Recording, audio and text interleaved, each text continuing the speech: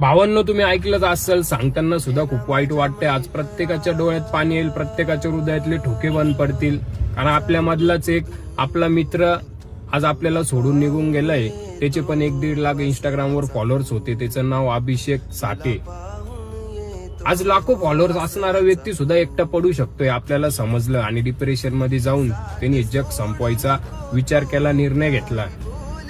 त्या भावाला मला एकच सांगायचं होतं की तुझ्या मनामध्ये काय चालू होते, तुझ्या मित्रांना तरी सांगायचं होतं, घरच्यांना, आईला सांगायचं होतं, वडिलांना सांगायचं होतं, बहिणीला सांगायचं होतं, तुझ्या जवळच्या मित्रांना सांगायचं होतं. पण तू असा निर्णय नव्हता घ्यायला पाहिजे.